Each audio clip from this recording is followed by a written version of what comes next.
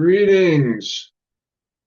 Welcome everyone to another episode of Camp Elasticity, the podcast. With us today we have respected author Gary Lachman, my friend Devin Scheimberg representing the Denver Psychopoetic Books and more. How's it going, Gary? Thanks Okay. for joining us today. Right. This is my friend I'm Devin. not quite sure what I'm joining, but I'm very glad to be here. So, Yeah, well, you're joining an informal conversation, a bit of an interview. We've got another couple of guests potentially arriving, including Ronnie Pontiac. I think you know him, don't you? I don't know if have we ever met. We certainly corresponded, and Oh, I know okay. I know his work, and I gave him an endorsement for one of his recent books. Someone's banging away on something, or I don't know if it's my earphones. It sounds like some metal hitting something. So I don't I know. don't know. Hands-free here. No banging here. So you, Devin? Well, whatever I was doing, I stopped. So All right. hopefully that helped. So so let's see. I've got a list of prepared questions. I figure we can basically just have a conversation. It was Devin Sure. who introduced me to your work via Dark Star Rising when that came out years ago. Oh, And I know you were, in my experience, you were one of the first commentators to give a metaphysical dimension to the whole Trump situation. And that and was, I never get mentioned at all, ever, or any credit for any of that. No, it's okay. So, oh, I'm I'm just sorry, what? joking. You'll Okay, get go ahead. credit here. Sorry to interrupt. Go ahead. Um, well, that's the beginning of my interest in your work, and then I found out that you were a former member of Blondie. I read Dark Star Rising around the same time as reading Please Kill Me, the oral history of the early New York City punk scene. So it was a confluence of influences there, and I've been calling what I do punk metaphysics because I came to it without following a specific creed. I just assembled things like a Hmm. magpie that caught my interest. And you were really one of the initial influences on the founding of that personalized genre. How would you react to the term punk metaphysics? Well, as soon as I heard it, I said punkaphysics. All right, So you good. just do punkaphysics, and I think it'll fly a bit more. Yeah, I mean, it sounds like it sounds like the DIY sort of thing. It sounds like what was happening in New York in mid 70s. People like myself who really weren't musicians suddenly became musicians, and were up there on stage banging away with three chords, occasionally four. And then, I guess chaos magic, though I'm not a practitioner, it's sort of the same kind of thing. I guess it goes back to, found art. You find something in the street. I mean, Chris Stein, who I lived with Debbie Harry in New York in 1975 in the Blondie Loft, which was just uh, south of CBGB.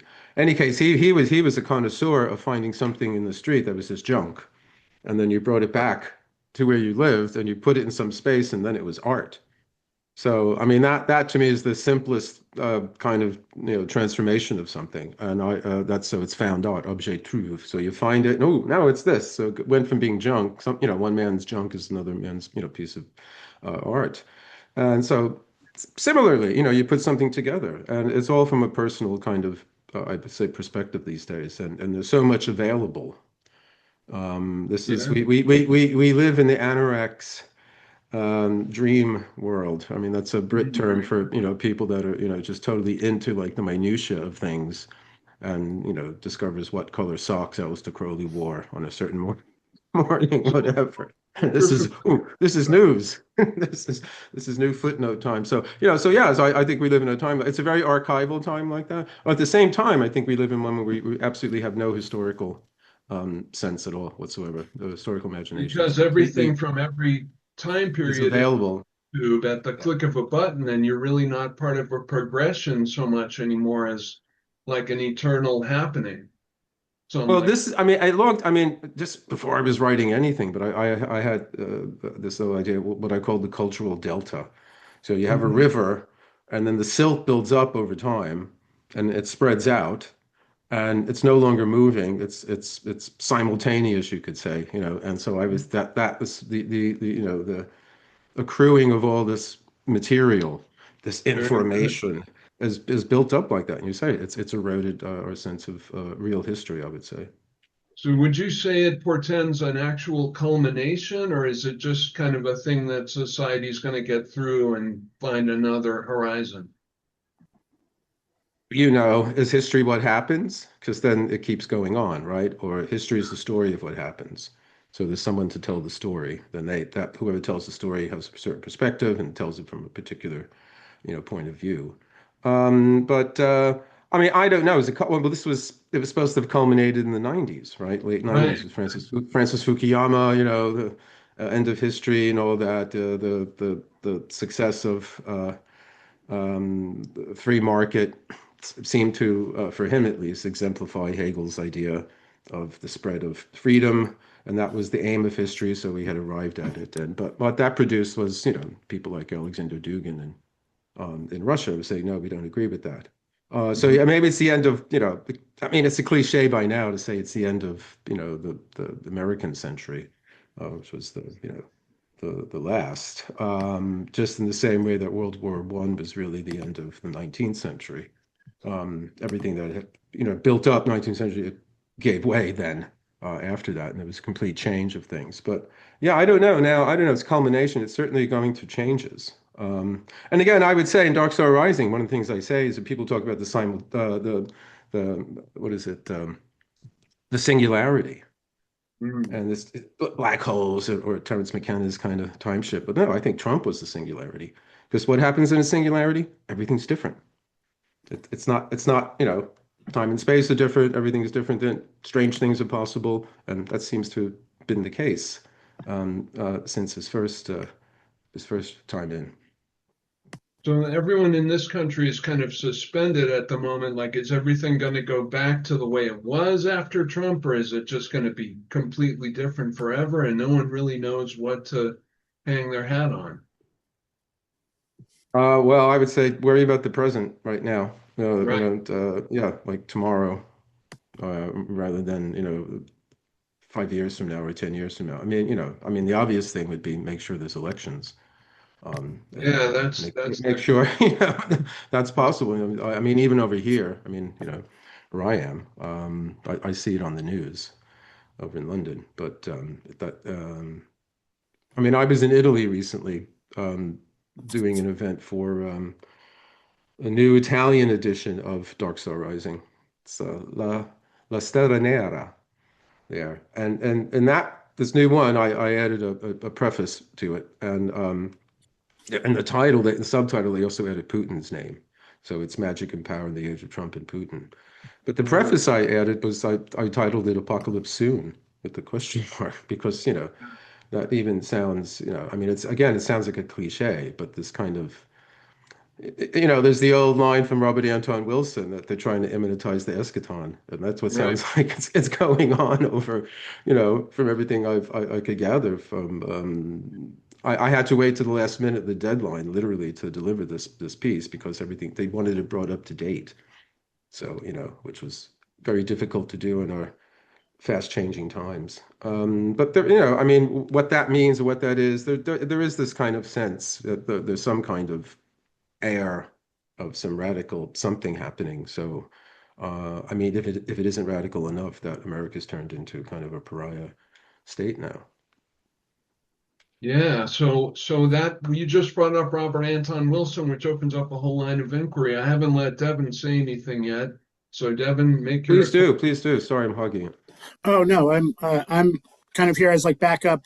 Uh, I will spring when the moment is right when I have a question or a comment. But I just want to say I'm uh, starting a therapeutic practice and also doing community work. But I really started as a Fortean, was really laid the groundwork for almost everything that's come after. I ended up with a master's in visual studies, uh, and then ended up getting a master's in counseling. Uh, but I find that in order to approach, you have to have that kind of radical open-mindedness about people's experience that I kind of took from my first encounters with the Fortean philosophy, more than necessarily an interest in the phenomena. That kind of took hold for me when I think I discovered the Fortean times when I was maybe 19. And I read, I would been interested in paranormal subjects, reading in my school library. Possibly, my school library had the Man, Myth, and Magic series, which was, I'm sure you're familiar with, which is a great, fairly scholarly, but pretty subversive encyclopedia that somehow ended up in my middle school, I think. So that also helped lay the groundwork for what I've gone on to do. And I would also say reading Colin Wilson's The Occult shortly after being exposed to Charles Fort kind of helped keep me going in that direction, as well as a lot of conversations I'd had with Zack. I've known Zack for 30 years, and we shared a lot of interest in a lot of things he showed me. So, when he says I introduced a book to him, it's probably because of discussions we had, 20 years earlier. So that's where I'm coming from, and I'm really happy to be part of this conversation. All right, and I want to welcome Ronnie Pontiac and Devin's brother Daniel Scheimberg joining us from Germany, and Ronnie's joining us from LA. And welcome everyone. Gary had just brought up Robert Anton Wilson, and I wanted to make this podcast mostly to do with the evolution of spirituality and the counterculture. Robert Anton Wilson's very interesting in relation to the Rosicrucians, Ronnie, and I'm going to let you talk for a minute after this, because I know there's a lot of people believe that Rosicrucianism was mostly a hoax, a literary hoax, and the idea of immanentizing the eschaton and the idea of every Discordian being a pope automatically is a lot like every person who reads an ad about Rosicrucianism is now a Rosicrucian. Ronnie, welcome. Tell us a little bit about your new book and anything you want to say about what I just said. Hey, Zack. Hey. Hi, Gary. Nice to see you, Hi, Ronnie. Gary. And nice to meet you guys, Devin and Daniel. Well, Rosicrucianism is a lot like punk in the sense that there's so many definitions and everybody thinks they've got the right one, right?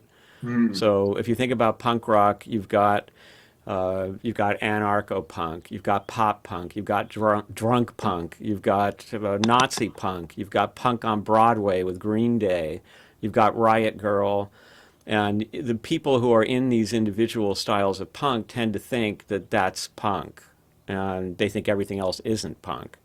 And I think Rosicrucianism is very similar because there are many theories about what a Rosicrucian is, and throughout its history, Rosicrucianism has evolved into ways that were very contradictory to each other.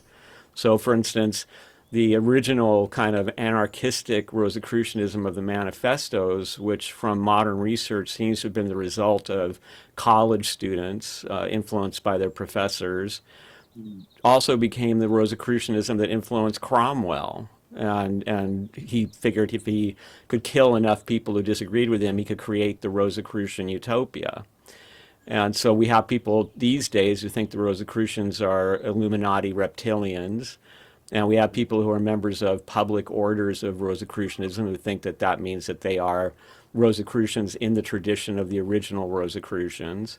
And we have a rich history of people who founded Rosicrucian orders based on nebulous connections with dream visitations or spiritual manifestations.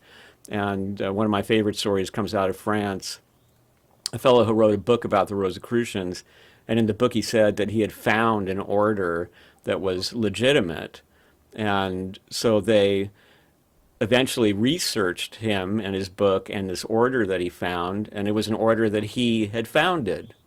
So this is typical in Rosicrucianism. It's kind of a place of self-discovery and self-reinvention. And today we have people who believe that it is a field of metaphysical study where invisible masters are still enlightening people and where there is a need for intense rituals and all kinds of arcane knowledge. And then I would point to people like John Winthrop the Younger in American history, who went looking for Rosicrucians and couldn't find any, he says, and then came over to America and decided to live according to Rosicrucian principles as much as he could, and became a tremendous influence. He was one of the early governors of Connecticut Territory. He was famous as an alchemist, famous for his medicines.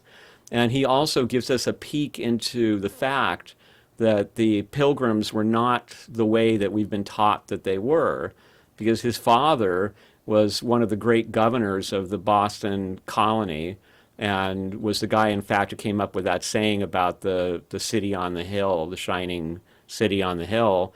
And his son, John Winthrop the Younger, was doing alchemical experiments in his father's house and Right. had brought over John Dee's alchemical laboratory and many of his manuscripts and books.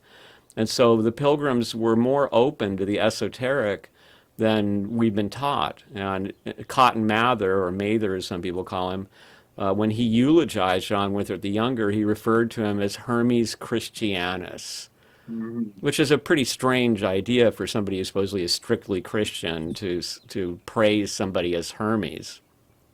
So Yeah. that's my take on it. I think that, and then Robert Anton Wilson would have loved that because it's as if Rosicrucian in itself is this bouquet of reality tunnels where each reality tunnel believes it's the only one, but really there's this wonderful collection of them that people have explored. Very good. So Daniel, I just want to let you in here for a second. You're conducting psychogeographic tours of Berlin right now. Tell us a That's little bit right. about that. Yeah. Well, I'm really interested in the idea of using creativity and not as an escape, but as a tool to really go into the localist of places, right outside my door, really, and try to come up with a GPS audio guide. I really like the idea because I'm really sick. I usually work as a filmmaker, as an editor, but I stopped liking to look at screens, and I'm sick of looking at pixels. And I love the idea of making a dramaturgical story around a walk. Really? And so, and I was doing some research just on my own area, and I came across um, a short story that Vladimir Nabokov wrote 100 years ago, exactly 100 years ago, from when I found it, called "A Guide to Berlin." Hmm. And it's just a short little two-page thing. They published it in the New Yorker I think in the 60s. It says basically he gives all these wonderful accounts of what it was like here, exactly in this neighborhood. He lived right in this neighborhood, just down my street. Basically, it turns into a different street, but it's right here. So it was, and he says, and he actually says, 100 years from now, an eccentric writer will look at Berlin in bygone days, and I'm like, perfect opportunity. So Yeah. that my new persona as Agnes von Witzleben was brought into existence, and I tried to open a portal, and I'm now conducting psychogeographic tours. And Can I That's so ask, cool. are you following Walter Benjamin's footsteps? well, yes, that's the Because he next does step. that Berlin childhood and all that, sort of thing. Yeah. Right. I'm definitely Devin. Now, I should say that my background is pretty much just Devin and Zack. Like I haven't really read. They're far better. They've read the stuff, and in fact, it was Devin who Just gave the tip to get into Walter Benjamin. But that's gonna be the second episode. Will Well, I be mean, he's the he's kind of geography 101, and he he's did where the we're whole thing starting. about Berlin walking around and when he was a kid and all that kind of thing. So, and he does all the writing about Baudelaire, the flaneur. He's the one who kind of people picked up Susan Sontag and all those picked up the flaneur from reading Benjamin, and then that became this meme before that was a word that everybody was into Interesting. and I all never that. knew he had a connection with psychogeography. I read the Institute Beniamenta years ago, No, but but that, that's different. That's the other writer. That's a German writer.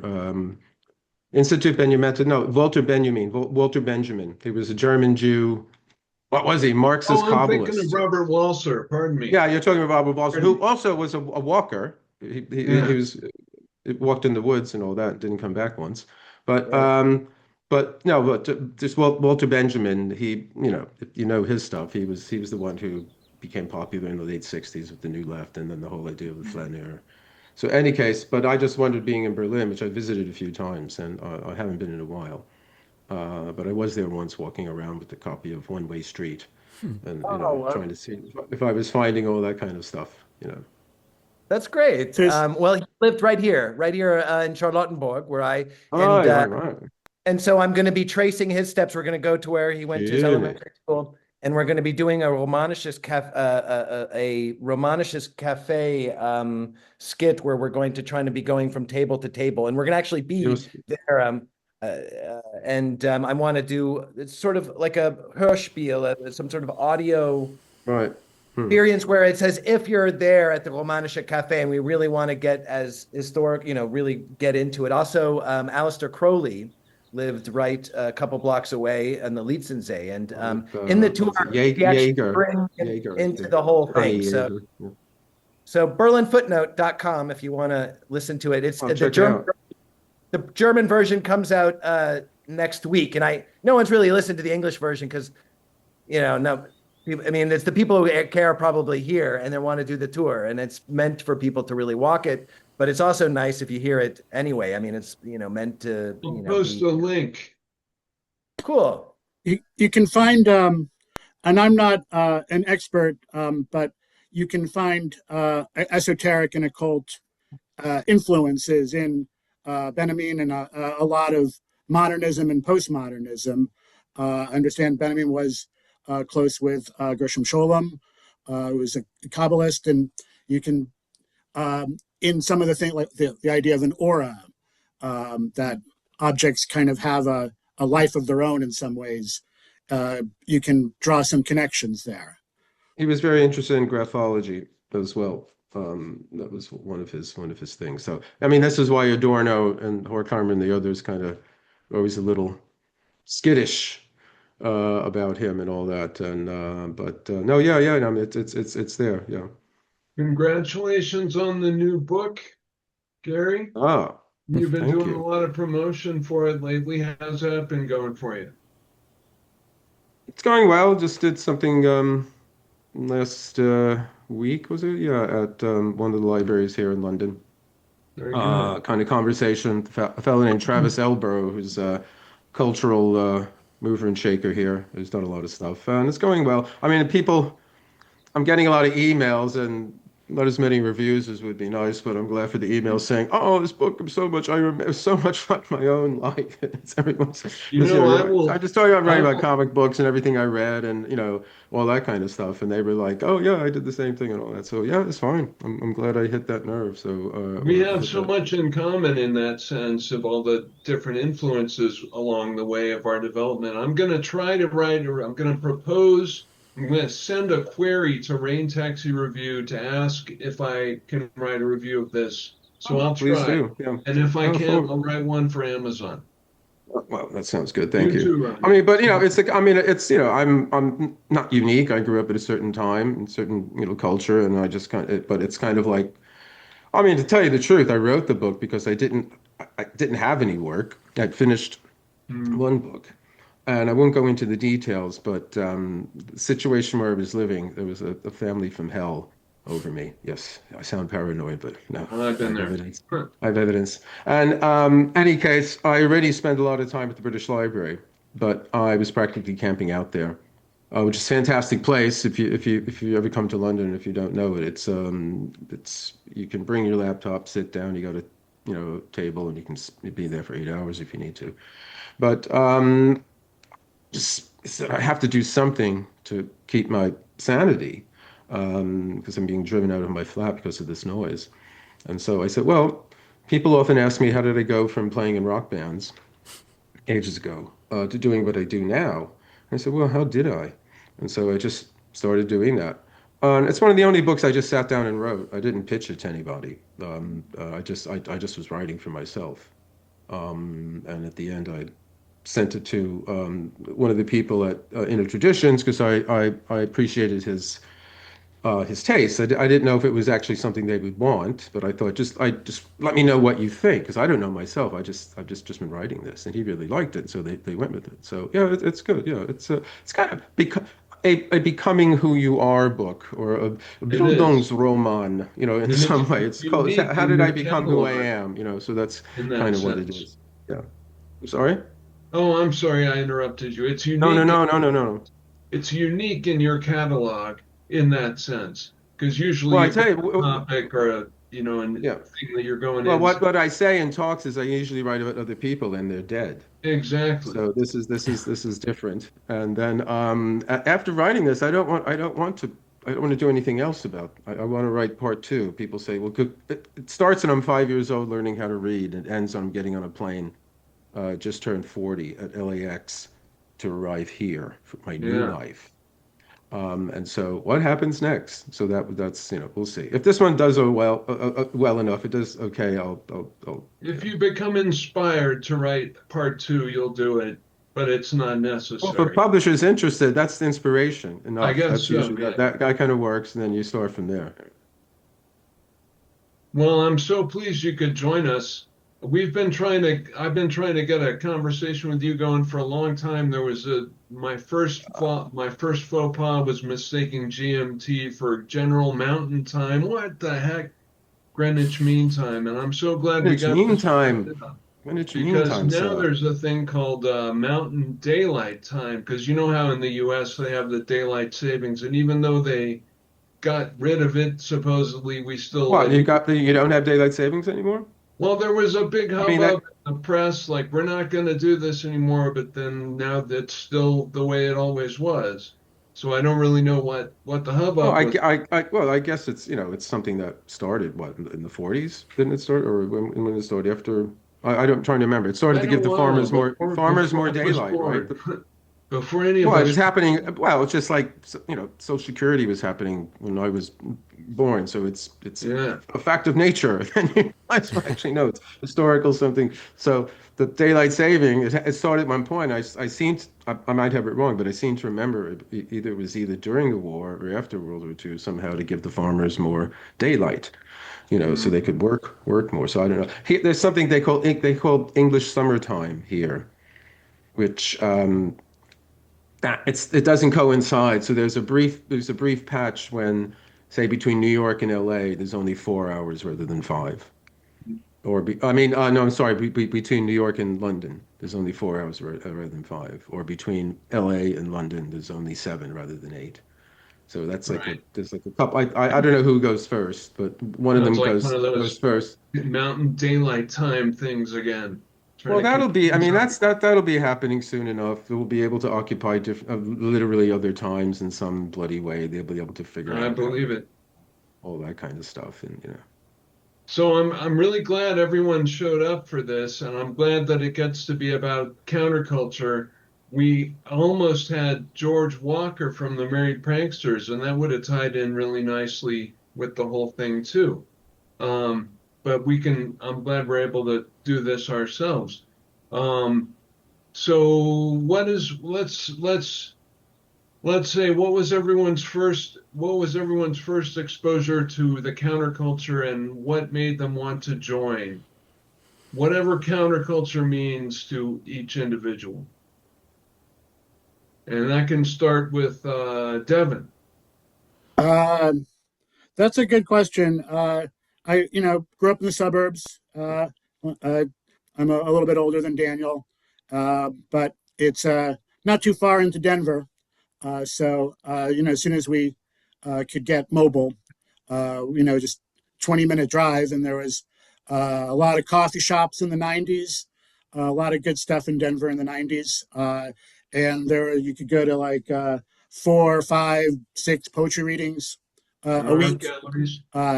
So we had some like just classic dark coffee houses and basement spaces, and Zack was already hosting readings. So it just was very interesting. So I kept it up, and that one thing leads to another that way. And Devin, Daniel, you're probably kind of influenced by Devin in that Totally, respect. yeah. I've been, Devin could drive and get out in the city, and I was very grateful that he took me with him. And, I think that was like, our sibling rivalry ended, well, or got much better because it was like I accepted that, this was much better Fellow than, outsiders. yeah, Yeah. you Colin know. Wilson. And So, oh, sorry. no, I was just gonna say that, like, but I also like the idea of like leaving home and like going far away is like, it always like appealed to me, and finding a counterculture beyond your own culture and your own countercultures, and like trying to move around, and it seems like a fun activity. But Denver was a hot spot, and I was, grateful I could hang out a bit.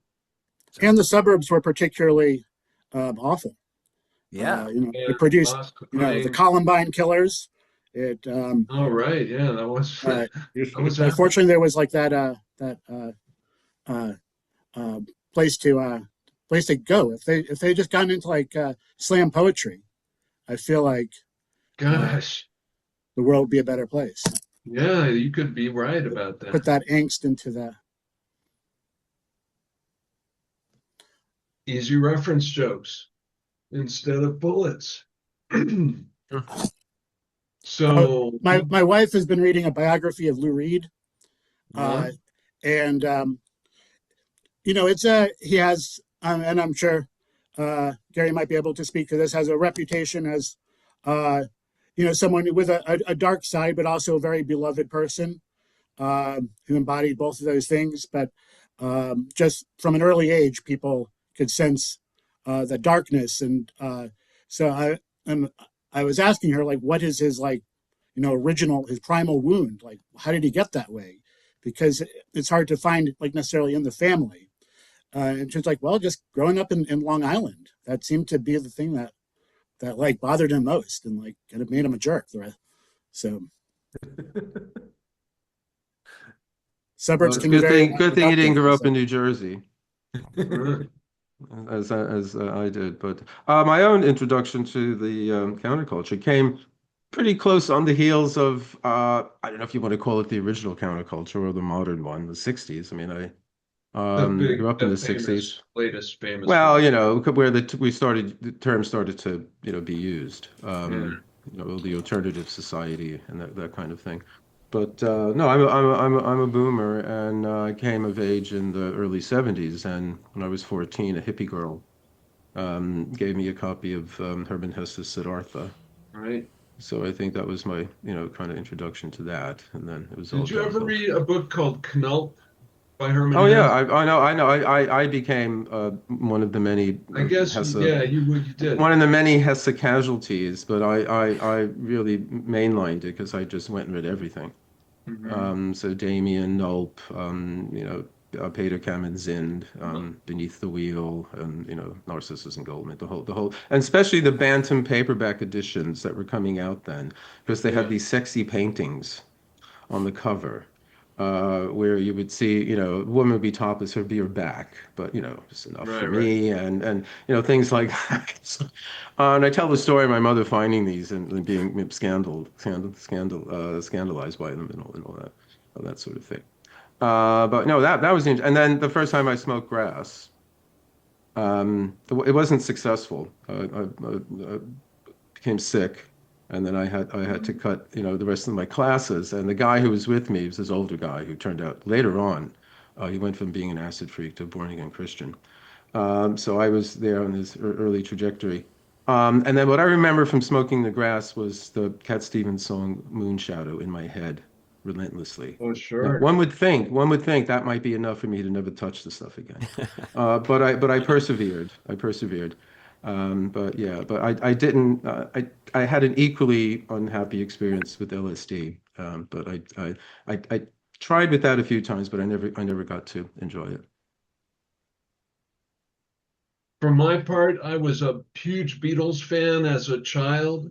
Really, my first exposure to music, and I loved it so much. And I read all the books about them, and I heard about, their phase with LSD. And I decided, even as a preteen, like, well, I'm gonna have to do that someday, and marijuana and everything else. And then when it came along, it, unlike your experience, was like a very pleasant, satisfying escape kind of experience for me. Hmm.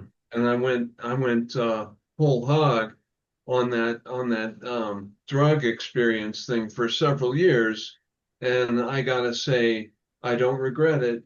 Um, it's had its less than positive effects, and it's had some very brilliant positive effects. And I feel like that's just kind of the way life always Well, goes. So, and you, I you've and I you've covered you've avoided, covered all the bases. You've covered all the bases there. yeah, and I mean I've But I avoided mean, I've avoided just to a say, and if I'm going to plug my book, I mean, if you want a crash course in what was available in the early '70s to someone like me, so there's the pot, there's the other stuff, there's Carlos Castaneda, there's R.D. Lang. I remember reading R.D. Lang's book. And speaking of the Beatles, I remember one very important experience that I talk about in the book is hearing on late night AM radio station. Alex Bennett was on WMCA, and he played the just about to be released first John Lennon solo album, John oh Lennon wow, Plastic. I mean, I don't know if you know them, dating in its myself agely, but entirety. I mean, if you listen to that now, this is like this. It's so stripped down. It sounds Yeah, like punk. It's just there's nothing. It's just true. Lennon, Ringo, Klaus Vormann, and somebody else occasionally in there. Yeah, But the thing there is that Lennon was into Arthur Yanov, the Primal Scream. right, right. That album, like this one song, Mother, he's just screaming. This song called Well, Well, Well, because he's just You left screaming, me. screaming, screaming. So I found a copy of it somewhere. I remember going out to the local park. So And that all that kind song of I thing. found So, but it out. was like that was the kind of things. Oh, Yeah, okay, let's try this. Let's go do that. And so, so that was all the brew at that time. It was the music. It was in these books. It was the drugs, and films and all that. So I mean, I'm sure it's similar in other people's lives at different times. But that for me was like it was really all that '60s, early '70s, and it still had a currency. The do your own yeah. thing, follow the beat of a different drum, don't conform. I mean, that's the basic, ethos of any the Rosicrucians or Hesse or anyone, trying to find themselves. But it was something that was very popularized. No gods, no masters. I think it's very interesting that that John Lennon album was the launch pad for you. I remember the first time I listened to John Lennon Plastic Ono Band. Definite departure from the Beatles' essence or ethos. Great album, a lot of good songs. I haven't listened to it in years, but it was very impactful when I heard it for the first time. I think I was 10 years old. Well, oh yeah, I mean, it's a guitar work. It's just really rough and scratchy. I mean, there's some nice songs on it, love and some sweet songs and all that, but these others where he's just kind of screaming. And it's ahead of its time, like Yoko was ahead of her time. I mean, who knew? Everyone complained Yeah. about it then, and then later on you realize, oh God, she was ahead of her time. So, but yeah, I mean, I was getting in trouble at school because of all this kind of stuff. Mhm. And it led to my life of crime, which you'll have to find out from reading the book. Yeah. And then led to I'll be my there, folks. winding up playing in a real counterculture, but not the '60s one, but the it wasn't called punk in New York when Definitely I was. valid as, a counterculture. It's just an evolution of the same against the grain attitude, I Well, it suppose. was kind of well, unlike here in the UK, the UK punk was really reaction to the 60s things. Right. It was real anti, screw Pink Floyd or whatever. We hate the Beatles kind of thing. But in New York, which is a little bit earlier, it starts 74 and 75, there's an homage Yeah. to the early, because rock had got so top heavy Right. with the Right. prog rock stuff, like with King Crimson and Yes and all that kind of stuff, got very, very top heavy. And you had to go to the Juilliard School of Music in order to play rock and roll. Mhm. And so the whole idea of just getting like three chords together, like there was the New York Dolls, who were this glitter band. They were like early Stones, but they played just simple stuff. And then the out of that, the end of glitter, then you had like the really stripped down New York thing with television. Tom Verlaine and Richard Hell's band, and they're wearing clothes from charity shops, and so there's nothing glitzy, there's nothing showbiz about it. It's all kind of black and white, and it's gesturing to Fellini films and Godard films and 60s music and stuff like that. So there was an early nostalgia for the early rock and roll, which was like 10 years. It was Not maybe long. 15, but it's a weird thing because there was nostalgia for the roots of rock and roll at Yeah. relatively soon into the history of, I would say. I'm a big Jonathan Richman fan, and that early stuff especially is very early rock and roll homage, but with a Yeah, the twist first of album. Yeah, the first Richman. album is great. Yeah, the first Yeah. album. He went a bit nutty with Abominable Snowman in the Market and Here Come the I went even Martians, beyond but the that. first Like album's great. First album's his classic. Yeah. latest stuff is great. It's really an evolution of the same purity. It's just he's an old man now, but he's looking back on his life with the same purity, but now he's got the wisdom and the reflection of age. Anyway, I recommend it. I'm a Um, big Jonathan Richman fan. I Um, believe we discussed the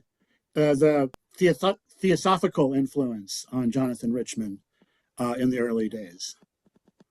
And I oh don't well, know if maybe you you've remember got better that than I do. story about Lou Reed. I don't. I Oh, know he's got that song. I'm a little mosquito, which is probably what you're referring to.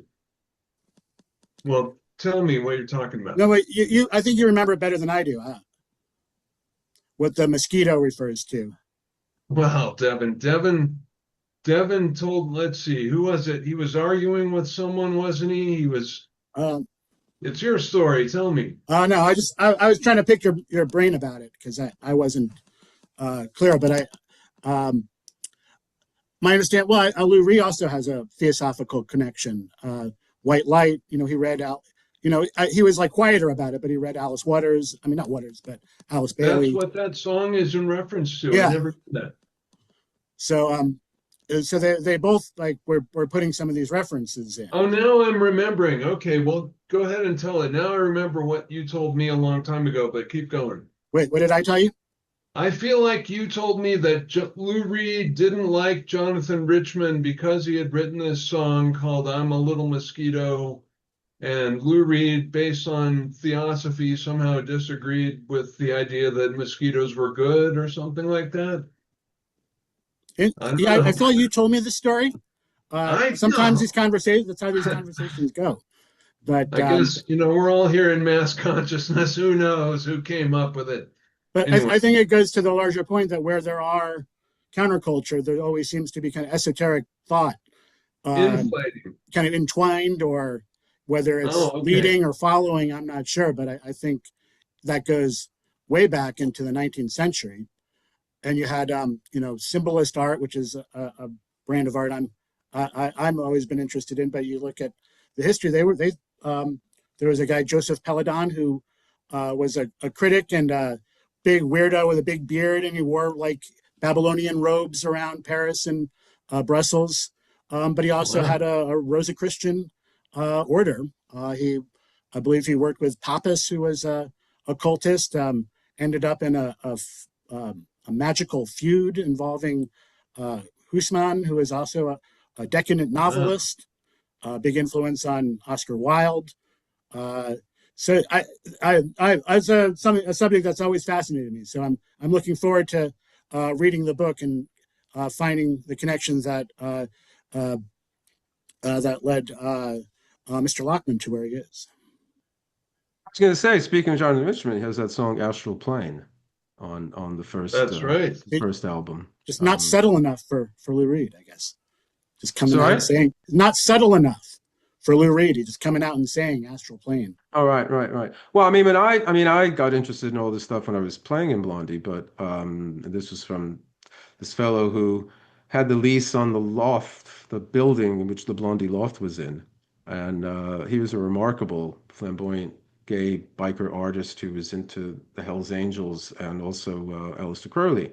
And he would do these impromptu tarot readings with the Thoth deck, which was still relatively rare, 1975 around then. Uh, and I just started reading about Crowley then, and then reading Colin Wilson's book, The Occult, which was the one that really got me going and literally changed my life. But I was unaware of anybody else being interested in it. I mean, Chris they had a kitschy kind of fun fascination with sort of occult, I remember reading about impedimenta. that in the Gary Valentine book. I can't remember. Yeah, New York Rock. Yeah, I mean, in that loft space, there was like upside down pentagrams, and someone had a statue of a nun, and we put an upside down cross on her forehead, and she had the rosary beads in her hand. And the guy, the Benton, who was the wild biker artist, he had found these Tibetan tankas and had put them up on the wall, and one of them was a monk who had died, being all chopped up and a big cauldron and all this and stuff. I mean, and outside the place on the Bowery, I mean, we actually once we didn't bring him in. He suggested to, but we found a dead homeless fellow who was blocking the door. We had to like shut the door. So it was that nowadays you can't afford the cappuccinos, in that neck of the woods in New York. Now it's completely transformed. But that was the atmosphere in which I first got into it, and is to reading. So there probably was other stuff going on in the background, but I didn't know. I was 19 years old and just going to places like Weiser's, which was the big occult bookshop over near sort of Cooper Union, and occasionally Magical Child, which was a bit too eerie and dark for me. But it was more reading for me. So other people were probably into it, but I didn't know about it. Well, I call punk metaphysics the magpie approach, and that's actually inspired by William Burroughs Jr., not the guy that wrote Naked Lunch, but his son, who had a habit of, like you're describing, finding things in dumpsters, finding things on the street, and imbuing them with significance. And he called it the magpie approach. So I just lifted that phrasing from William Burroughs Jr. Hmm. Yeah, I read his book Similar. Speed. It was a Oh, it was a right good on. read. Good for you. Few people Yeah, have. ages ago, but yeah, he committed suicide, didn't he? Well, If I he sort remember of just correctly. died. He just drank Oh, himself okay. to death and Oh, suffered to death, Not right, exactly right. suicide, but in a way, suicide. Yeah, slow Um, aside. yeah, exactly. Slow-aside. Yeah. So Ronnie, Rosicrucianism, counterculturalism, you've been neglected here for the last few minutes. Do you have anything to add about what we've been talking about? Or anything else to add? I'm debating whether this is my opportunity to not talk about my beginnings. Oh, well, yeah, you didn't answer the counterculture question. I jumped right over that, didn't I? But an air of Um, mystery is also important. Maintaining. that's true too. Well, my story contrasts in a way. I was raised by war refugees in the cultural wasteland of the San Fernando Valley, where I was very isolated. I was an only child, and my family did not trust Americans, even though they came to America. And so my first brushes with counterculture were probably when I was about 9 or 10 years old. I was allowed to go into bookstores. And so I went looking for things that appealed to me. And I found things like Confessions of an English Opium Eater. I found Rimbaud. I found Baudelaire. I found witchcraft books, which I was attracted to for the same reason that Gary was attracted to certain kinds of books. There would usually be a picture of a naked witch in long grass, seen from behind or something, but that caught my attention. But I was also very interested in, even then, in female empowerment. I don't know why, but I was very drawn to this idea of women who had their own religion, their own spiritual approach, and that it was so connected to nature. And I also found in one of those bookstores a copy, ancient copy of Steal This Book, Oh, which wow. I obeyed the Uh, title. And so once I got hold of that, it liberated me into the world of shoplifting, and also taught me how to sneak out of the house and uh, get to other places like record stores, uh, and how to sneak out and find a friend who had a car. And so when I was about 12 years old, I had the experience of seeing people like Iggy and the Stooges at the Whiskey, Patti Smith.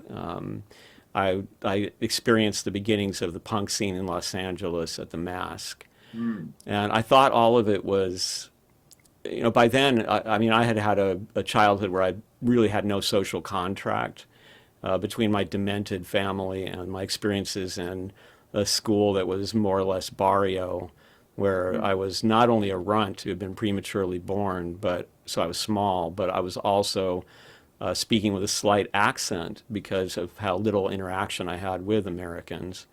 And so I was also kicked up a grade because I had some kind of IQ test that they wouldn't even tell me what my score was. And so I really felt like I didn't owe anybody anything. And while I enjoyed all of this counterculture, I found it fake. Like to me, Iggy was just putting on a drunken show. I liked Patti Smith, but I kind of thought she was a hippie, and then I really thought the mask scene was pretentious, and it was purporting to be a counterculture and a reaction against the elitism of rock. But to me, they were just as snotty and elitist and as conformist about how they dressed and acted as anybody in the rock scene. So it's by the time I true. was 17, 18, I started to put together my own band. And I was by then violent and nihilist. And I found others who were like me, who were not part of the scene and of any scene. And we became very popular with the Devil's Henchmen and Satan's Slaves, two biker Uh, clubs in Los Angeles. And that was an amazing counterculture, and it was very empowering for me because they liked me, they defended me, they were like my security, mm, and they had a law of the street that really appealed to me. It was very upfront, and you had to be honest. And even though there was a lot of criminal activity going on, there was a code of honor that I found superior to most of the other scenes that I had experienced, where there was a lot of backstabbing and gossip and such. And that didn't fly in that world. So the band fortunately didn't last very long. Tamara described it very accurately as a band in search of another Altamont. But it did get me into a position where I had an aura of menace about me that attracted Tamara when she was in trouble once at a club she shouldn't have been at. And she asked me for help of all people, even though she was warned not to talk to me because I was dangerous. uh, And I fell in love. She was the beginning of my reform. And then not long after that, Manly Hall became the doorway for me into, to me, the ultimate counterculture. And there I learned love of culture, and I learned about my own potential, and I learned to love life between the two of them. Tamra said, her what she said to me in a metaphoric way was, or what I said to myself about her was, the world can't be that bad if it made a Tamra. And so, and then Manly Hall completed that, beginning with the dedication of the Secret Teachings of All Ages, where he said, dedicated to the rational soul of the world, which blew my mind. To me, it was chaos and jungle. And here was somebody saying, no, there's a rational soul behind this. And then a whole book filled with what to me were counterculture people, people who were risking their lives to explore a direct revelation, and then even more risking their lives to put it down in print and diagrams, and to send it off to the future to all of us at the risk of their lives, literally. And I found that tremendously inspiring. And to me, that became the model of counterculture. And so I what see, go ahead. Well, what you just said about the ultimate counterculture makes me think that your experience with Manly P. Hall exposed you to multiple cultures Mhm. and in the same blow kind of freed you from your own placement, whatever culture you found yourself in, by showing you all of them at once. Kind Mhm. of reminds me of what Gary and I were talking about YouTube having all time periods at once. Mhm. May not have a connection, but the idea that freedom from your culture is the counterculture, like Yeah. freedom from your own space, you know? Hmm. And seeing how, for example, Tamara and I argued in our book about the hymns of Orpheus that the Orphic literature was possibly the initial counterculture in the West. That Mhm. when you had Olympian Greeks running around with the polis is everything, that's the most important aspect of your life is to serve the polis.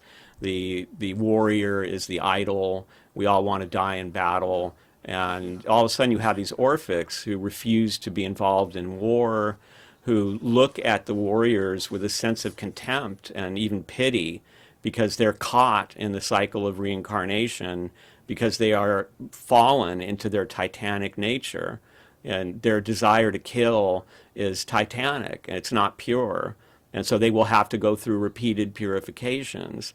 And Aristophanes, of course, made fun of them because they were a danger to the polis. They did not respect the civic authority. They were looking at a greater authority, which was, I will be initiated, and when I die, I won't have to come back into this place where we suffer in order to purify ourselves. And I saw the Rosicrucians as a counterculture as well. And so you could say, in a way, that the history of metaphysics is a collection of countercultures.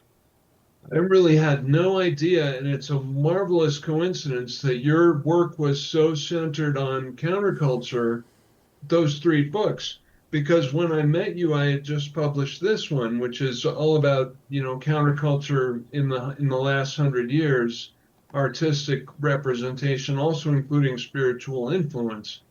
But yeah, I never even understood that until very recently, that they're counterculturally themed, those three books, recent books of yours. Yes, absolutely. The American metaphysical religion is to prove that the esoteric side of American history is not fringe. It's at the center of the story of America, and it's a continuous counterculture on both in good and bad ways. I mean, like any counterculture, some of it leans left, some of it leans right. You've got fascists like Evola, and you've also got people like Manly Hall who are egalitarian and pro equality and such. And then the Orpheus book and the Rosicrucian book were completing this trilogy about Western esoteric counterculture. I'm very interested in. I feel that today this is like the hardest time to create a counterculture. I think that the way that social media functions undermines what's necessary for countercultures.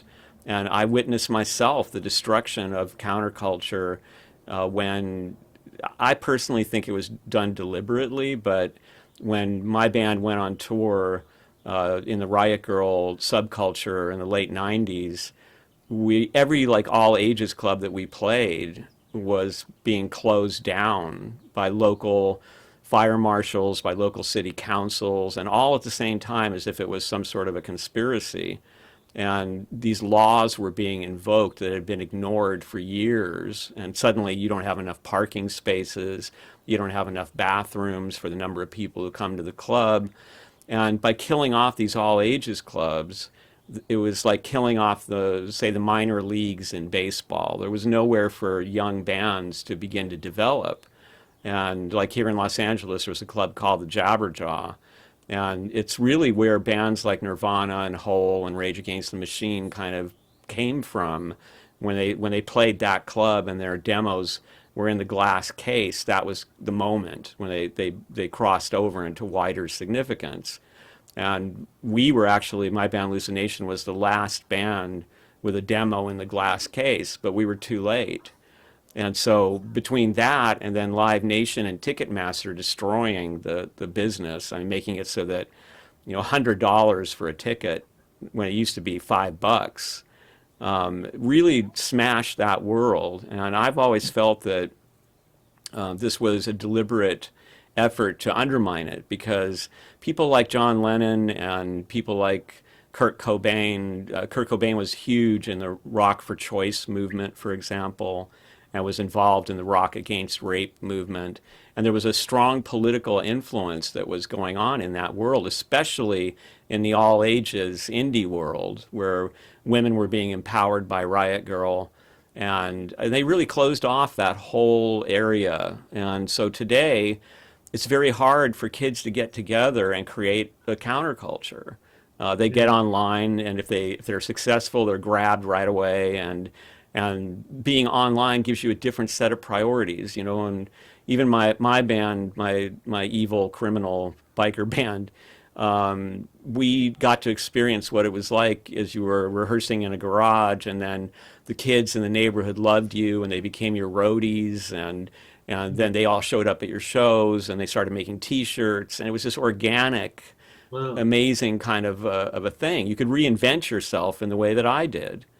And so you mentioned earlier that about the idea that some of these kids would go out and shoot people. Whenever I hear about that, I think to myself, that's probably somebody who should have been in a band. That, like, Yeah. that's me if I had gotten hold of a gun.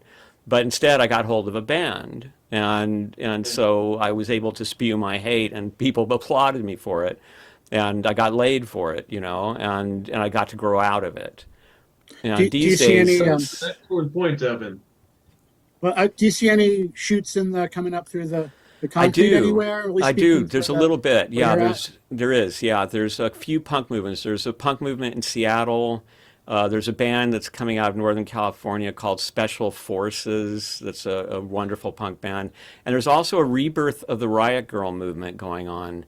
There's an organization called Riot Grrrl Forever, and there's some new bands that are happening, and they're doing it very much in the old way. They're staying out of the business. They're supporting each other. Like when we toured nationally, we set up everything through fans and through other bands, and we would like sleep on the floor at their houses, and they would tell us what venues to play, and you would have these incredible experiences. Like we played in Searcy, Arkansas. This kid from high school, Nathan, had told us there's going to be a big PA and a big crowd, and we're going to have Slater Kinney's going to be headlining. And we had played with Slater Kinney before, but we didn't think to ask them. We thought the kid was telling us the truth. So we drive all the way through the Ozarks into Searcy, Arkansas, and we get there. The PA is a bass amp, and we're the headliners, and it was all lies, you know. And so I had to talk the other members of the band into playing. We did, but the band that opened for us of high school kids, including Nathan, was really good. And right. so Tamara said, you know, what are you guys doing in Searcy? Like, you need to go to Olympia and talk to Slim Moon and tell him I sent you. And they turned into the band The Gossip. All right. So those things, those organic experiences, is where so many great bands came from. And I hope that this can happen again, because there is a turning away from AI, turning away from social media platforms amongst some of these kids. But the thing about it that kind of disturbs me is they're almost like what Tamara called Civil War reenactors. Like, they're not really doing something fresh. They're trying to got a little regain what was done before. And so I hope that they'll break out and kind of find new ways of revitalizing this music rather than imitating what was done in the 90s or in the 60s, you know. I got responded to a- what I related to what you said about stumbling into bookstores when you were younger, and that was a big thing for me. Denver had a lot of good used, chaotic, kind of dusty bookstores, and there's a lot less now, but we still have, you know, one or two that still kind of fit that bill, where you can like go digging and, you know, find something amazing. Is there still Yeah. any place like that in Los Angeles or in your area? It's not really like for me, for example, and then Gary can speak to this because he was a luminary at this place. I When I was getting into the punk stuff and I wanted to get some of Patti Smith's early punk poetry books, there was only two stores in town that had it. Papa Box, which was too far on the west side, and then the Bodhi Tree, which at that time was a very young store. It didn't even have the used branch yet. And so I'm there picking up punk stuff, but then you get drawn to these amazing books that were around Exactly. there, Yeah. and so you start exploring things that for instance, I remember clearly looking at books that had covers involving probably Vajrakalaya stuff. It was wrathful deities, and I Mm. just thought, "Ooh, cool! What's that?" And so there was this cross pollination. There are a few bookstores, but not with that kind of. I mean, the thing about Bodhi Tree was they curated the most incredible collections of books, and I know Gary, you were involved there, and when you were there, Yeah, it turned. I worked there for several years in Yeah, the late 80s into the mid 90s. And yeah, both. Yeah, I mean, I originally went when I first living in LA in the late 70s, when I had the No, my band, and we were playing the Whiskey and Madam Wong's. We opened Madam Wong's right, and the Starwood and all these other right, the places Starwood. around. No, it was a great place. I write about it in the book. It was because when I was working there later, 10 years later, when I was out of music, and trying to find a new place for myself in the world, I was getting a degree in philosophy. At the same time, I was working at the Bodhi Tree, so I worked evenings during the week, and on the weekends I would work in the secondhand shop. But during the week, I was, studying Hegel and Wittgenstein in the day, and then in the evening, teaching people how to use the I Ching, or So cool. getting them what crystal. And That's awesome. one story I remember is a woman was asking, she wanted a crystal that would dispel all negativity, but she had read somewhere that it had to be green. And I explained to her, Madam, you should get it whatever color it is, because if it works, you won't mind. The logic escaped her. Oh, But but it was it was a fun place, and I mean another thing I tell in the book is I've shipped my books back and forth across New Yeah. York, LA, New York, LA, New York, LA, New York, LA, then finally LA, London. So many of the books I got at the Bodhi Tree, working in the second hand shop, this used book shop, and I would be one of the buyers as well. So people would bring in stacks of books, and I would be the one pricing them and deciding which ones to get. And anything I liked, I just would price very low and put aside because I got a discount anyway. So, I nice. mean, I could admit this many years later, but no, I took full advantage of being there and doing that. But I mean, back in the day, that was wait, Papa Bach. I remember going there. There was Counterpoint, Bigelow Books. There was Phoenix Yeah. Bookshop in Santa Monica, Chatterton's, Pickwick, Cherokee. So Yeah. there used to Hollywood be a Boulevard. Gilbert's. Gilbert's was this wasn't solely a cult, but had a very, very big I occult knew section. Gilbert. Yeah. All right, right. So Bowie used Yeah. to go there, and Kenneth Anger and Jimmy Page. And when I got involved in the OTO back then, it was because this is well before social media. They had an old-fashioned bulletin board, Hmm. with index cards, and it was something about and it's like actually wrote a letter or a note, and a couple of days later, somebody knocked on my door and asked me if I was ready and willing to, devote myself to the knowledge and conversation of my holy guardian angel. I had to think about it. I had to think about Wow. it for a few, and I said, yeah, sure, why not? So I signed So on the much dotted line. fun. But that was like, it reeked of this kind of stuff back then. I'm And Yeah. I'm I curious was about your. sorry to. I was going to say last time I was in LA, I was sorry to see that there was not too many. I was Counterpoint was still there. Yeah. And there's one, is it the Iliad in the Valley, which is fairly good. But like in London, a lot of the old secondhand bookshops are gone in London as well. Uh, Yeah. I had opportunity to visit London this spring, and still a great book town. I think probably not what it used to be, but I stayed in Bloomsbury, so I could go to the Waterstones with good for everything. But I was able to go to Treadwell's. I was able to go All right. to Atlantis and to Hmm. Watkins. Yeah, I And mean they're still going strong, all those. Yeah. what did I miss? Well, there's just, I mean, different parts. I mean, there's Charing Cross Road, which is further down. I mean, Watkins is on Cecil Corridor, Charing Cross Road. So that there's still some there, but there used to be all over London. lots and lots, and at the markets. So Spitalfield markets or Portobello market, you would get, people would put out their old-fashioned stalls. And there's still some under Waterloo Bridge along what they call the South Bank by the Thames. But it just isn't.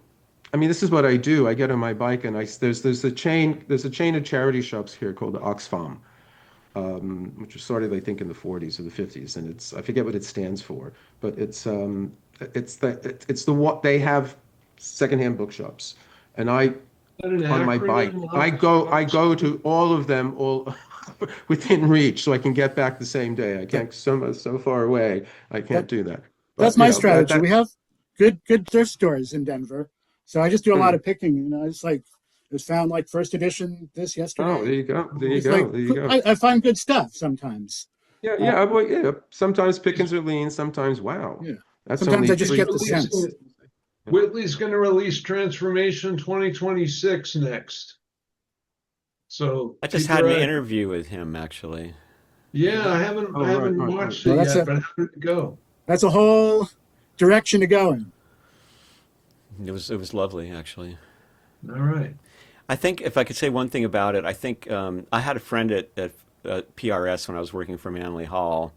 His name was Art Johnson. He was an incredible guitar player. He played with Tim Buckley, and he was Lena Horne's musical director.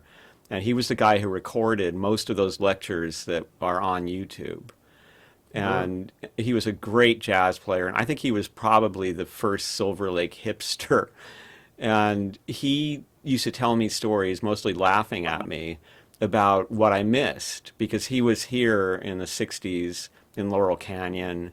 But one of the things that he said to me, this always haunted me, is he said that there was this like vibe in the air in those days that he said you would be sitting on Sunset Boulevard in a bus bench and there would be hippies arguing about Nietzsche. And he said everybody was so intellectual and they were all starting to explore spirituality. And you could wander down to the Whiskey and see Jim Morrison playing with the Doors. And it was just this, he talked about jams with Stephen Stills in Laurel Canyon. And they were all trying these drugs, which at the time, they weren't exactly safe and they turned out to be addictive and dangerous, but they weren't laced with phenanyl. And Right. so everything, it just felt like, as he said, that at that time there was this amazing kind of spiritual awakening going on. And it feels to me like it's just been a steady decline in a way in terms of that feeling. So it used to be so common that all you had to do was come out to Sunset Boulevard. And then, of course, you could write a whole book on the way that Sunset Boulevard and the musicians have changed. When I got there, you started getting hair metal bands, and they didn't care about Nietzsche. They didn't care about anything. And then eventually, at this point, I don't live far from there. There's nothing. I mean, there used to be for decades. If you went out there on any day, weekdays, weeknights, there would be musicians everywhere. I mean, getting in the way of traffic, putting up their posters for shows. There's like no musicians in LA. Once COVID hit, so many musicians left. We lost almost all of our musicians. And drummers, for example, every drummer I know is in like 8 or 9 bands now.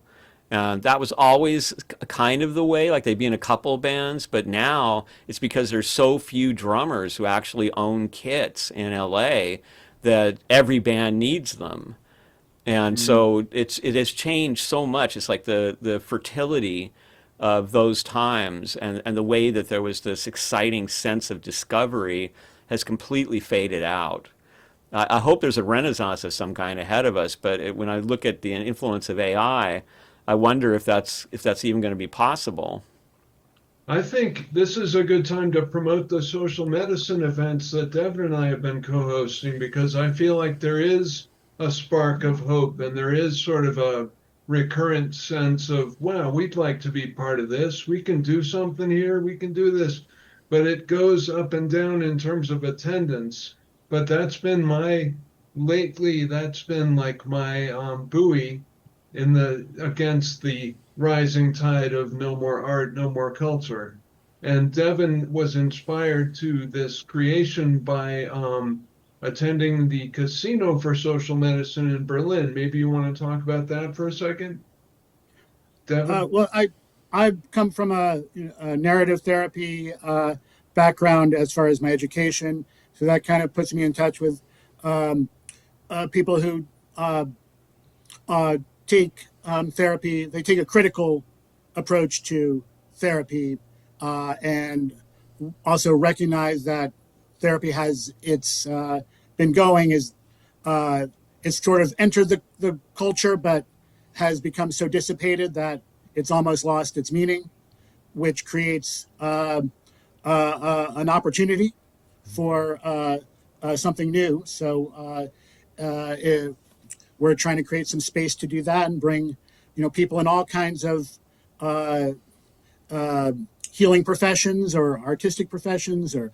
activism or esoteric work. Um, all kind. We're just trying to like break down some of the barriers and get people talking to each other.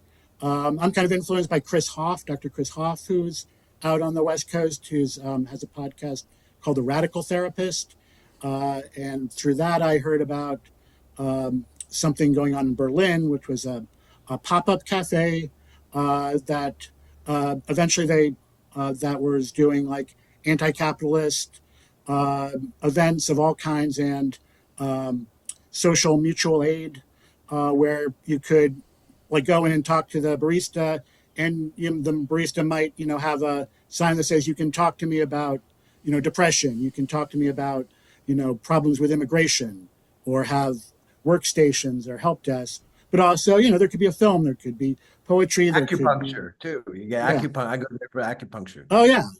Oh yeah. There's grief groups, there's art, self-led art therapy groups. There are people experimenting with um, uh, forms of community mutual aid.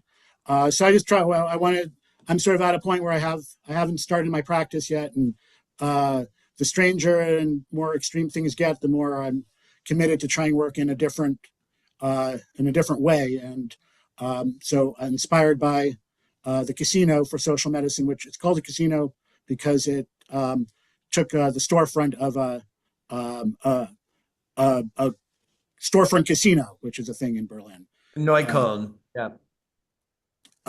And so I think it operates like 3-4 days a week, all volunteer run, but it's, they do like, 10 things a day when they're open. And I got a chance to see it a little bit when I was in Berlin. And so I kind of wanted to bring at least some of the ideas from that and combine it with things that Zack is interested in and where we come together. And so we're doing it. Zack went and got us a monthly night at Mutiny Information Cafe, which is still one of those good bookstores that it's more comics now, but it used to be one of the great used bookstores, and it's they're doing more books, but they have a dank basement where we have a couple hours every month. So we're just trying to bring in different people and talk about what we're going to do. Very And cool. what I like about it, it's sort of a counterculture, but it's sort of a counterculture because it's not opposing anyone and it's not dependent on the reaction of its opponent for its success. It just kind of goes ahead and tries to help people and like offer caring modalities without being dependent on angering the oppressor.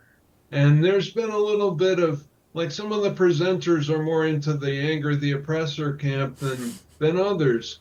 But I think when people show up at these events, they recognize that they're just among common element, they're among friends, and they don't really need to raise hell. They just kind of share their opinions, their intelligence, and their procedures.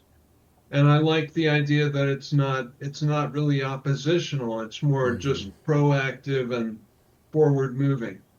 I don't know if that jives with your conception of it, Devin, but that's been my favorite part. Yeah, it all All right. jives. Tamara used to talk about the essence of counterculture being providing safe spaces where people can become Yeah. themselves. And that was the thing that we loved about Riot Grrrl. Although Riot Grrrl was, and you put a bunch of abuse survivors into a room together, it gets ugly. But nevertheless, it was a comparatively safe space, especially for women, young women, who, if they went into any other music scene, they were judged, they were hit on, they were ridiculed, especially if they were Mm. musicians. And you had to have technique. And in Riot Grrrl, they didn't care about your technique. They wanted you to be sincere. If you were telling the truth, that's all that mattered. And so it really was a beautiful. It changed my life, and that goal of creating safe spaces, I think, is the heart of what a new counterculture would have to be. Excellent. And a lot of that happens in basements. Hmm. And Mutiny's owners have always been about providing a safe harbor for outcasts, for outsiders, for misfits. And you've noticed that, Devin, all the slogans and all the signs on the upstairs walls. They've always been very accepting and very much about shepherding and providing safety. So that all ties in really well, Pillars of the community. I reckon. They're a brand new, they're in a brand new location, so they may be making their entree into that community, but for the Denver community, definitely pillars. And now they're in Inglewood. But Still on Broadway.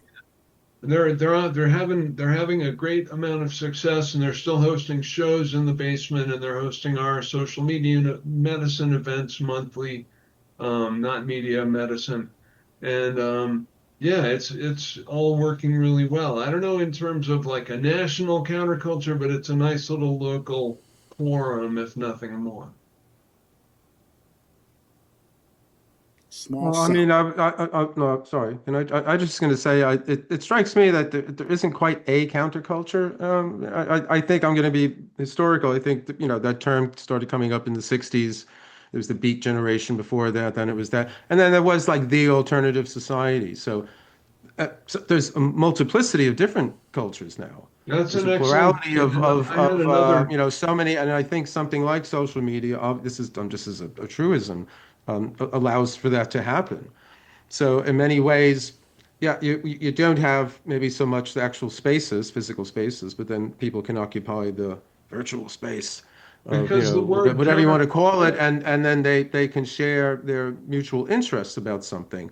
So it might not be particularly counter to one thing, but it's something that's peculiar, that these are the people, or certain kind of,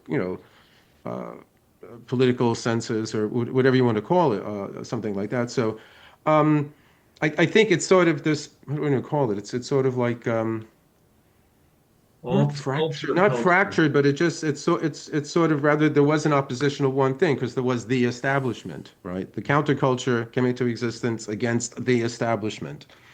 And I would say if you want to mark the day when the gloves came off, it was October 6, 1966, when the state of California criminalized possession of LSD. And then you had what was a Declaration of Independence in San Francisco in the Panhandle. And this is the thing that sparked, this was the preamble to the first human being, when people in Haight-Ashbury, or they went out in the Panhandle and they all took the sacrament and they all took it at the same time. So they all broke the law together. So that was like the first movement. Then you had, the heads got together and got the fists too, a couple fists. Abby Hoffman, I think, was there, but it was mostly the heads. So this idea of getting the heads and the fists together. So the heads were the trippy guys into meditation and drugs and spirituality, and the fists were the civil rights activists and the political activists, and everybody. I mean, of course, not now. If you look at the history, everyone knows it was all different. But when I was growing up, it was just all those people over there, as if they were like Yeah. one this huge bulk mass. When actually there was all opposition even within that. If you ever saw that, I think it was Imagine. That was the title of that John Lennon documentary. And there's that very uncomfortable scene where they're doing the bed in, and I forget who bursts in Oh, on them, but it's El like, Cap. no, that's that one, but it's not him. It's the political radicals who come in and say, You don't know the first thing about a revolution.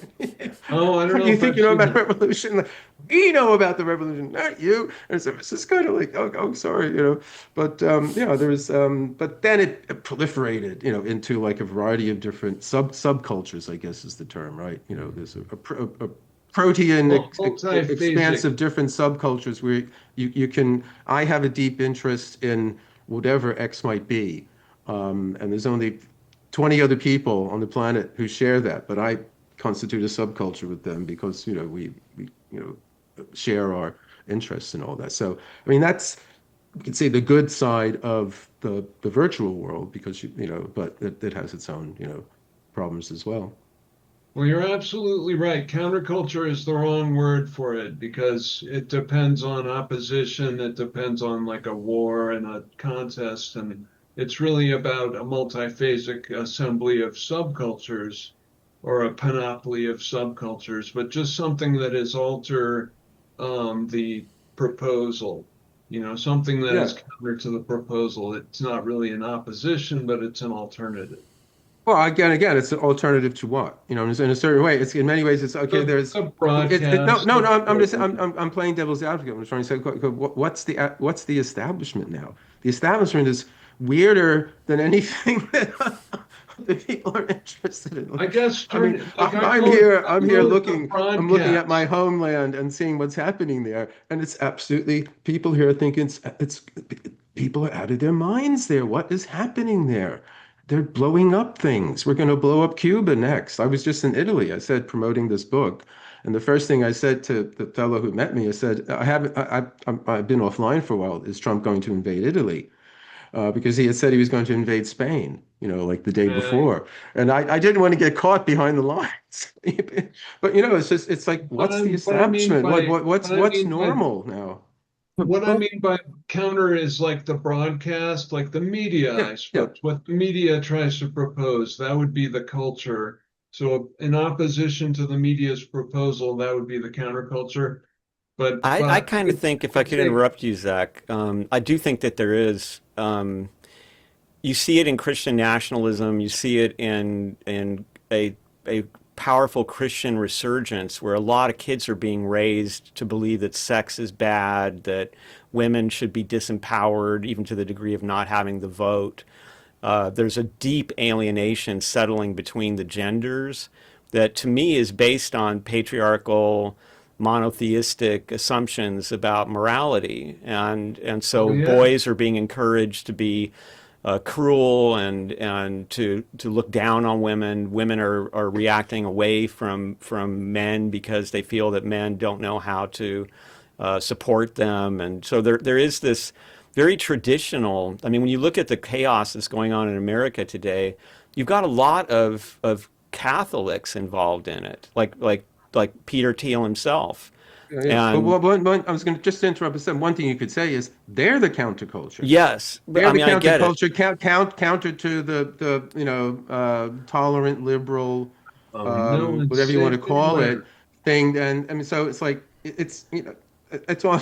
So I know what you mean, and I'm believe me, I grew up with this, and I'm with you on it. But it's just sort Mhm. of like No, I agree. There's an I think irony. counterculture. I think yeah, it's the Beats, it's those guys, and it Yeah. kind of peters out by about 1970s, and then But I would say becomes. Riot Girl is a counterculture, you know? Absolutely. Hip hop Um, is a counterculture. well, I think so, but I think also that you can look back into history. I had such a sense of deja vu when I was working on the Rosicrucian book because they were fighting the same kinds of things that the Catholic Yeah. Church was trying to do, strangling society by controlling sexuality and by mandating what spirituality is, and so if when Christian nationalism was the fever dream of a bunch of Republicans 20 years ago, that's one thing. But Christian nationalism in the White House controlling Congress is the classic, like, might as well be the Vatican in a way, although the Vatican is less I would think the insane than the Vatican would White be House. preferable to Very evangelical much. Christianity. That, as far as I know, as said, they want to immanentize the eschaton. Yes. If you know what I mean. So I Yeah, mean, yeah, are they absolutely. serious about that? But that's the rhetoric coming out around these Yeah. nutcases like Peter Thiel. One of the in this preface I wrote to the Italian edition of Dark Star Rise, a new edition. I said the scenario sounds like a mashup between The Handmaid's Tale and 2012. Yeah. So there's the end of the world, and once that's done, we establish this new. I mean, again, I'm by all means, let us counter that. Let's be against that. But there's lots of people who are against that. But I Hmm. and your efforts and everybody else's efforts are good. But it's not as if there is one. Here's the Right. alternative to that No, everybody. definitely not. I Yeah. know that I'm just being stupidly logical. You can have several options, but one alternative. Yes.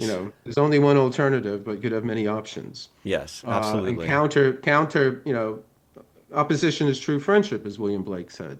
Without contraries, there's no Hmm. progression. But yes, by all means. I mean, I'm sure people are like, I don't know, they're scrambling to come up with something to stop what looks like they want to do there happening. Yeah.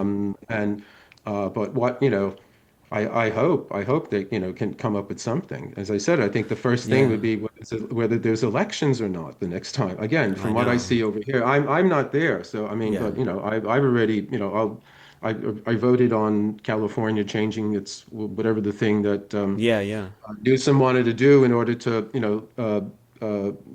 stop interfere with Trump changing it and all that kind of stuff. Yeah. So I'm all with that, but I it's want to no, I'm sorry, go I'm ahead. sorry. I want to clarify about social media. I definitely agree with you that social media can be, I mean, it's very dependent on how you use it. And Very. so, for Mhm. example, I thought, and maybe Zach will back me up, that Tamara, like Facebook, which is a cesspool in a way, but Tamara's presence on that particular platform was pretty amazing. And she was like a hub of not just information but connecting people to make projects happen and to find support for films that may never have been made if the word hadn't gotten out through that platform.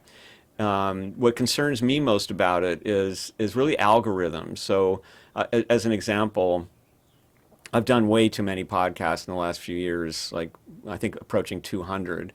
And I've done a number of red pill and black pill podcasts. And one of the weird things about it is that lots of these podcasters, when they would book me, and I'd be wondering, why are you booking me? Like they would get in touch with me and they would say, "Oh my God, you knew Manly Hall. Like I'm so into Manly Hall, but I can't tell anybody."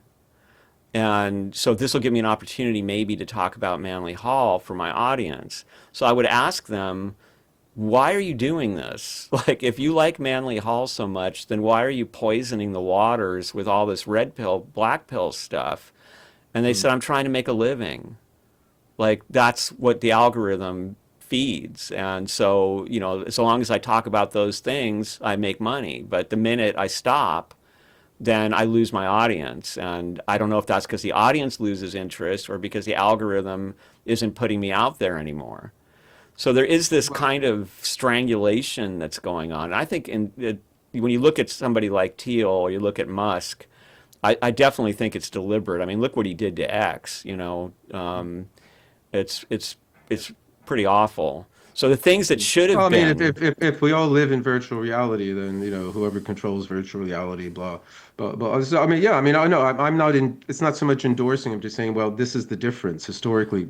Whether hmm. it's a good thing or a bad thing, we all have our ideas about that. I don't spend a lot of time on social media uh, myself, but the bookstore here in town with my interests, I guess Treadwell's would be the one, which Oh, that is the occult bookshop that caters to the practitioner and the PhD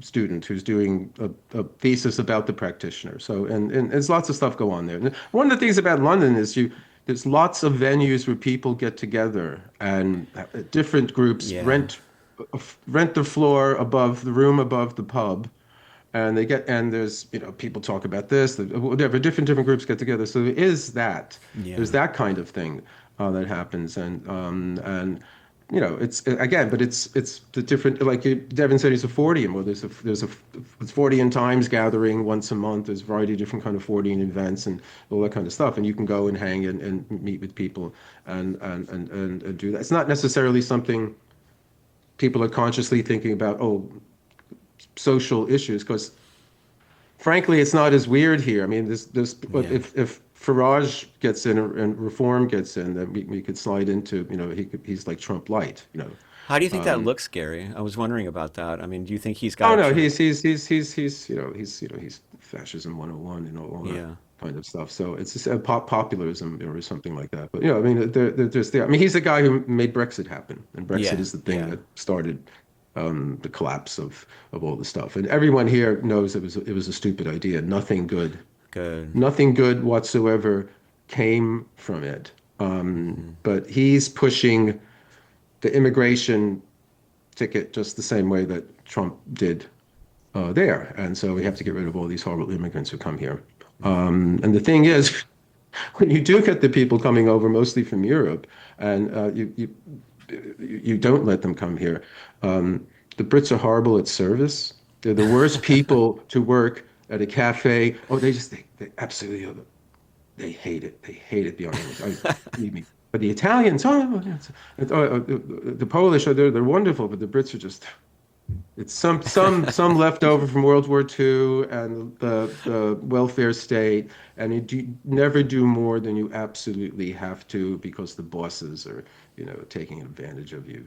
Right. Then, so I mean, I'm American. I've lived here for 30 years though, so I've lived two changes here. Gentlemen, I'm sorry to say this, but I'm going to have to drop out. Thanks for I joining don't us, know how much Gary. I don't know how much longer you're going to go on. It's a fascinating conversation. Very glad you invited me. Very glad to meet you all, and to exchange this. And let's do it again sometime. Absolutely. Very Have a good. great All right. rest of the Thank All you. evening. right. Thanks a Take care of lot. Thank you, yourself. Bye Gary. bye now. Bye bye. Thanks, Hi, Take care. Gary. All right. People didn't start. No one talked about Gurdjieff. I was prepared. No, I was ready I had a to. show and tell of Oh, this wow. is a cookbook, a memoir and cookbook by Gurdjieff's niece, who is also his cook and Nuba. kind of servant for many years, and it's weird. Nice. Um, Wow. Tell us, read us the recipe. Yeah, what do you got? and she went on to have. She was like starving during World War II, but went on to have a cafe in Paris and cook Huh. Russian and. Uh, uh, so I might try there's a spaghetti sauce recipe in there that actually looks pretty good, That which is not is. Russian, but What does that yeah. mean? So I Spaghetti mean, sauce is only real then when I am. Oh, wow. There she is. but I've only dipped into the memoir part, and it's only tangentially about Gurdjieff himself, but it's kind of like the fly's eye view. But he was very exacting about how a bed should be made. Hmm. It's not surprising. Well, There's a so right way and a wrong way. Many wrong ways. I was gonna talk to Gary about the shipping of the books because that is a through line all through this book. Every time he moves, he has to ship his books to different cities and countries. And I was gonna ask him because I'm in the position now of thinking I'm gonna move again to another city or state or country, and I've got all these books in the next room, and that's been on my mind the last couple of weeks. Every time I try to think about, oh, I got to move, I got to pack all those damn books again. But I don't know how well it would have flown had I had the opportunity to present that to Mr. Lachman. But I'm so glad that he joined us today, and I'm so glad you were able to join us, Ronnie, and I'm so glad you were able to join us, Daniel, and you, Devin. Well, thank you. I'm glad I made it to this one. I think it was a good one. That was fun. Thanks. Does anyone else have anything pertinent to add? I would like you to put up links so that I I can definitely check will. out Devin and Daniel's work. Oh, Very thanks. good. Thank you. I'd be Yeah. happy Yeah, to. got a I'm lot of always things that I want to check out too. It sound really fascinating. Have And I'll to put a link to more. Gary Lachman's site too, and any other, and a link to your site, and a link to any site on my blog, I guess, and to your site and to the Denver Psychopoetic or the Yeah. Social Medicine or Yeah, both. I'm always, I'm not great at that stuff, but I keep trying. Also trying to do word of mouth because it's an in real life thing. But yeah, there's things to look at, and yeah, it's really good to meet you, Ronnie. I've followed you on social media, and your books are very much on my list. I respected Tamara a lot, and offered my condolences. I know that's a huge thing. Yeah. Thank you, Devin. Yeah. Yeah, she was very, very special. She sure was. So God I'm rest. looking forward to catching up on her work as well. And Thank I you. like your I new appreciate haircut. you kind of keeping it out there. I think that's Thank you. you know Yeah, I will that's continue. great. I There's think still a that's lot of stuff that hasn't come out yet, so I'll be working on that. Have you seen her celebration of life? I have not yet. I need to That's a I'll delve nice. send in a you little more.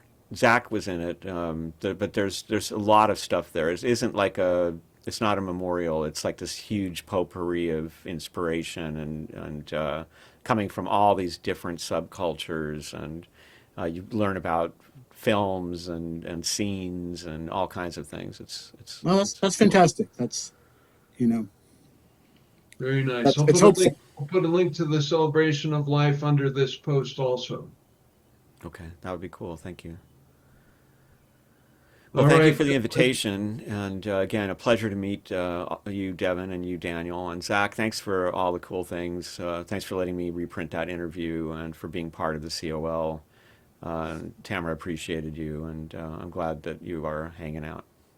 Right on. Thank you, Ronnie. I'm happy to be appreciated, and I appreciate you and Tamara as well. Thank you. So let's And all stay in touch. Yeah, Indeed. absolutely. I'm look forward Need to. another constellation somehow. Yes, absolutely. absolutely. All right, I'll see you all, guys. Everyone have a great rest of your days or nights, and we'll convene again shortly. Thank you. Bye. All right. I'm looking for the button. Here it is. All right. So long, everyone.